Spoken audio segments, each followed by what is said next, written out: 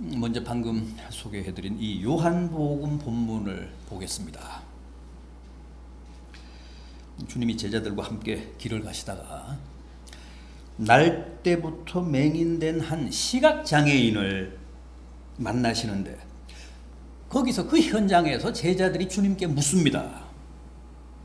2절 보십시오. 랍비여, 이 사람이 맹인으로 난 것이 누구의 죄로 인함이니이까? 자기니까 그의 부모니이까?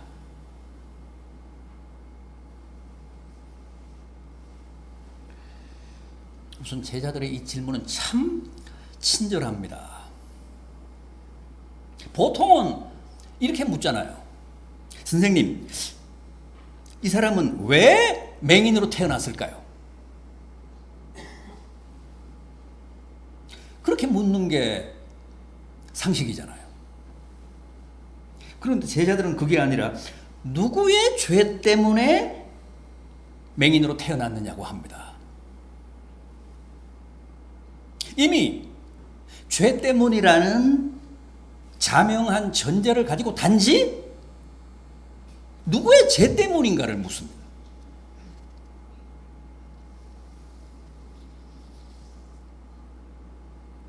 제자들의 친절은 거기서 끝나지 않습니다. 누구의 죄 때문인가 하는 문제도 주관식이 아니라 객관식이고, 그 객관식도 사지선다가 아니라 이지선다입니다. 보기가 둘 뿐입니다. 본인의 죄냐, 부모의 죄냐는 겁니다. 난이도를 따질 것도 없는 아주 손쉬운 문제여서 주님은 이제 그 둘 중 하나만 택하시면 됩니다. 주님이 어떻게 하셨습니까? 제자들의 그 친절한 질문에 주님이 어떻게 답하셨습니까? 1번 본인의 죄를 찍으셨습니까? 아니면 2번 부모의 죄를 택하셨습니까? 놀랍게도 주님은 그 보기 1번, 2번을 다 부정하셨습니다.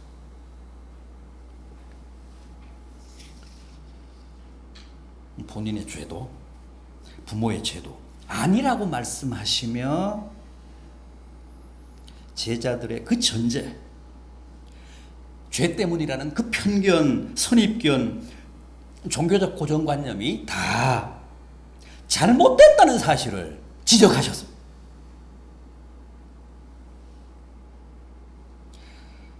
이건 놀라운 파격입니다. 흔히 우리는 세상을 살아가면서 겪고 당하는 모든 불행, 아픔, 재난 같은 걸 죄값이라는 종교적 고정관념으로 받아들이고 또 그렇게 곧잘 해석합니다.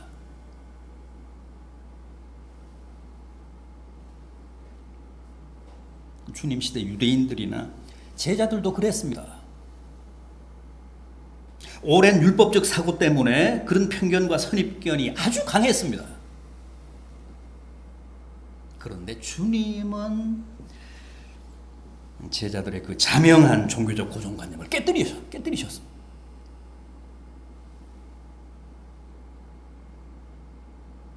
죄 때문에 맹인이 됐다는 편견과 선입견을 전면 부정하셨습니다.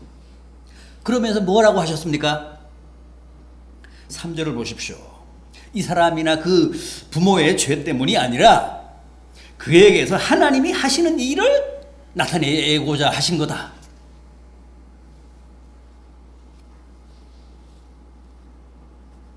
하나님의 그 깊으신 뜻을 우리가 다 알 수는 없지만, 지금 이 시점에서 하나님의 그 심오한 계획을 우리가 다 헤아릴 수는 없지만, 아무튼 저 맹인을 통해, 저 사람의 장애와 불행과 아픔을 통해 하나님이 하실 일이 있다. 하나님이 계획을 가지고 계신다.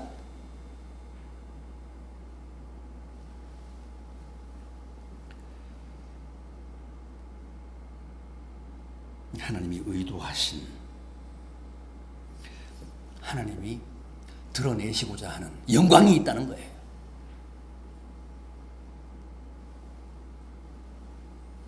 따라서 이 사람은 죄 때문이 아니라 하나님의 일, 하나님의 뜻, 하나님의 영광을 위해서 처음부터 맹인으로 태어났다고 하십니다.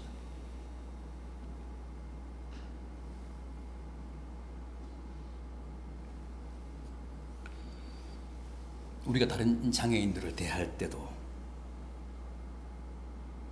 죄 때문이라는 편견이나 선입견으로 볼 게 아니라 하나님은 저 사람을 통해서 무슨 일을 하실까?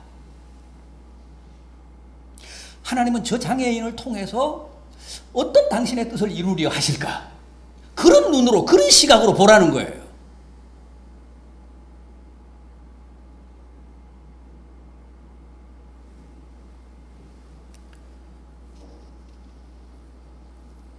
주님은 적어도 장애인들을 늘 그렇게 보셨습니다.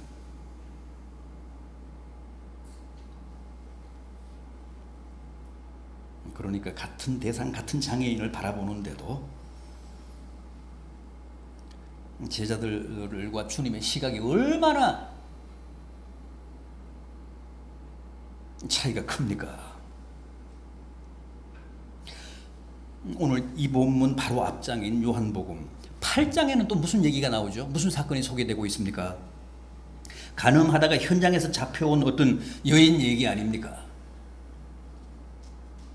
사람들이 다 손에 돌을 들고 간음하다가 그 현장에서 끌려온 여인을 치려고 합니다. 간음죄를 지었으니까 율법에 따라 당연히 그렇게 처단해야 옳다는 겁니다. 주님 뭐라고 하셨죠? 너희 중에 죄 없는 자부터 먼저 치라 그러셨습니다. 주님의 그 말씀에 양심이 찔린 사람들이 하나 둘 뒷걸음질을 치며 다 흩어졌습니다. 주님이 그 여인에게 뭐라고 하셨습니까? 나도 너를 정죄하지 않겠다. 그러니 가서 다시는 죄를 범하지 말라.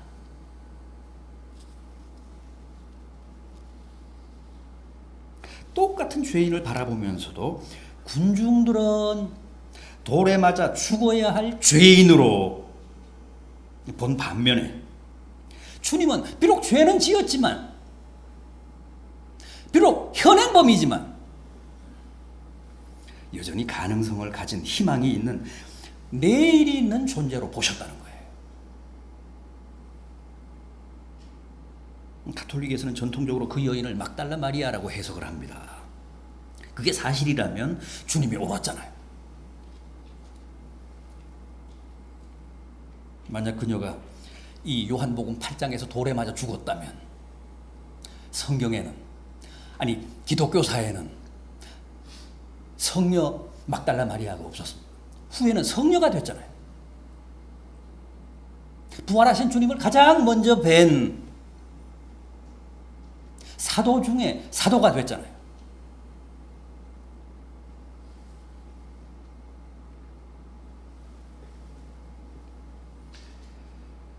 주님은 죄인이든 장애인이든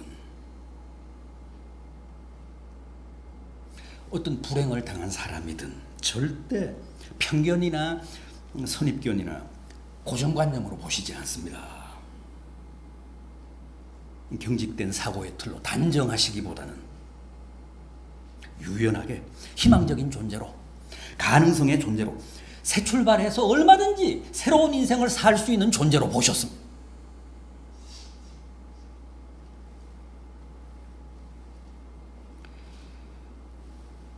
자, 그럼 이번에는 누가복음 본문으로 한번 가보겠습니다. 누가복음 13장 1절 이하를 보십시오. 어떤 사람들이 주님을 찾아와서 최근 예루살렘에서 발생한 끔찍한 이야기를 전합니다. 빌라도가 갈릴리 사람들을 살해해서 그 피를 예루살렘 성전의 제물에 섞었다는 겁니다. 참 엽기적입니다. 원래 갈릴리 사람들은, 갈릴리 지방 사람들은 반골 기질이 강했습니다. 그래서 로마 점령 세력에 무력으로 저항하고 봉기했던 열혈당이나 젤롯당 전사들 가운데도 갈릴리 출신이 가장 많았습니다. 따라서 로마 당국이나 빌라도로서는 갈릴리 사람들이 늘 눈에 가시였습니다. 그런데 어느 날 갈릴리 순례객들이 예루살렘 성전에서 예배를 드리고 있는데 군사들이 닥쳤습니다. 그리고 그 갈릴리 출신의 예배객들을 다 살해하고 그 피를 성전의 제물에 뿌렸다는 거예요.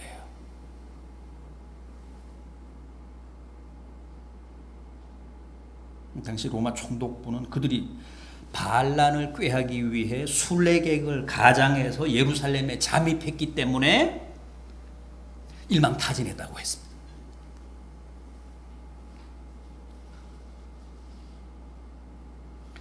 그 얘기를 들으신 주님이 뭐라고 하셨습니까? 2절을 보십시오. 너희는 그 갈릴리 사람들이 그 같은 해를 받음으로 다른 갈릴리 사람들보다 죄가 더 있는 줄로 아느냐? 너희에게 이르노니 아니라.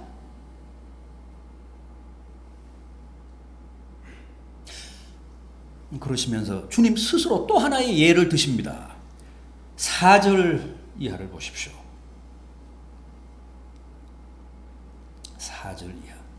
실로암에서 망대가 무너져 치어 죽은 18사람이 예루살렘에 거한 다른 모든 사람보다 죄가 더 있는 줄 아느냐? 너희에게 이르노니 아니라.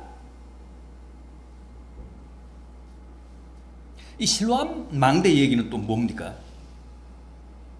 예루살렘은 다윗이 해발 765m의 시온산 정상에다가 조성한 도시입니다. 수도입니다. 도봉산이 740m니까 도봉산 꼭대기에다가 성을 건설했다고 보시면 됩니다. 그 정도로 예루살렘은 고도가 높습니다. 그래서 물이 귀했습니다. 성곽 동쪽 기드론 골짜기에 있는 기혼샘이 유일한 수원지였습니다. 그래서 히스기야 왕 때 지하 수로를 뚫어서 그 기혼샘물을 성 안으로 끌어들여 실로암이라고 하는 인공 저수지를 만들었습니다. 그리고 그 물이 너무 귀하니까 거기다가 높은 망대를 세우고 군사들로 하여금 그 연못을 지키게 했습니다. 그런데 어느 날 그 망대가 무너지면서 그 아래에 있던 사람들 중에 18명이 압살을 당합니다. 그런 참사가 발생한 겁니다. 그런데 사람들이 당시 그 사건을 어떻게 받아들였느냐 하면 빌라도에게 희생된 사람들도 그렇고 실로암 망대에 깔려 죽은 예루살렘 사람들도 다 죄가 많아서 다른 사람들보다 그 사람들이 죄를 더 많이 지어서 그런 화를 입고 그런 변을 당했다고 생각을 한 겁니다. 그게 당시 사람들의 일반적인 인식이었습니다. 주님 앞에 나와서 갈릴리 사람들의 얘기를 전한 사람들에게도 그런 전제가 있었고 그런 편견이 있었다는 거죠. 그래서 주님이 단호하게 빌라도에게 희생된 갈릴리 사람들이나 실로암 망대에 깔려 죽은 예루살렘 사람들이나 다 너희보다 다른 사람들보다 죄가 많아서 그런 변을 당한 줄 아느냐? 아니라.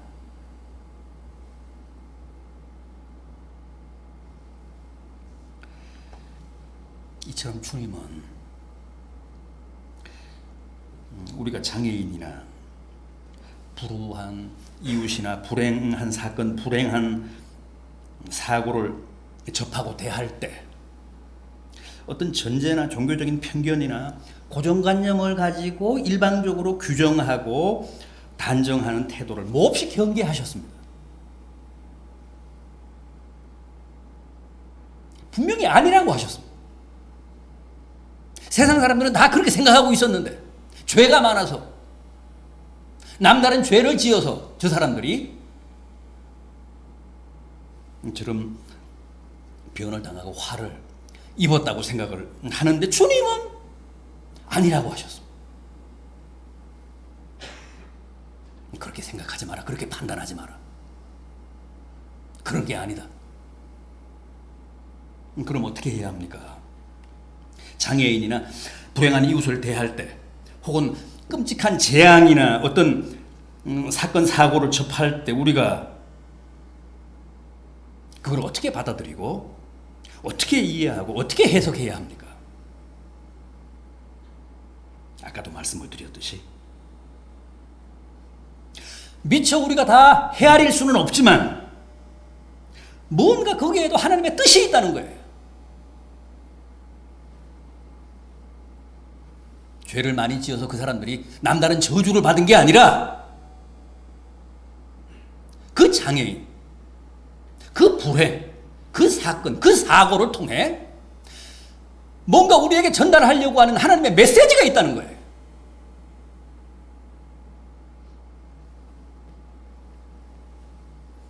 모진 아픔이 아니고서는 제대로 전달할 수 없는 하나님의 어떤 뜻이 있다는 겁니다.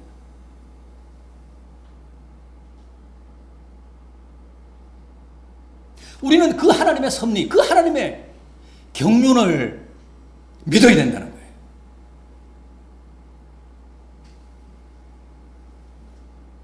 주님 분명히 그러셨잖아요. 이 사람이나 그 부모의 죄 때문이 아니라 그에게서 하나님이 하시는 일을 나타내기 위함이다.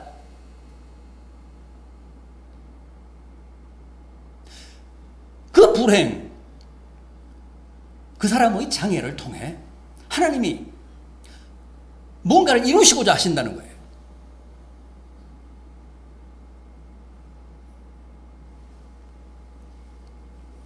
궁극적으로는 하나님의 영광을 위해서입니다.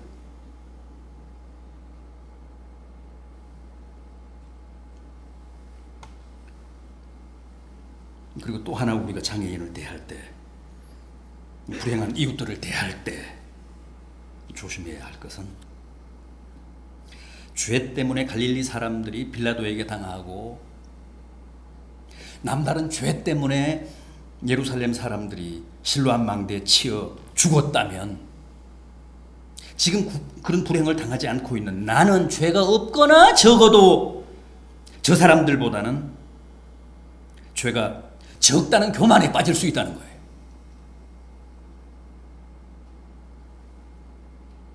너희도 회개하지 않으면 이같이 망하리라고 하신 말씀이 바로 그런 뜻입니다. 이웃의 불행을 바라보면서 교만하거나 경고망동하지 말라는 거예요. 오히려 자신을 성찰하며 회개하며 자중하라는 말씀입니다. 자기를 돌아보며 진심으로 이웃의 아픔에 동참하라는 뜻입니다.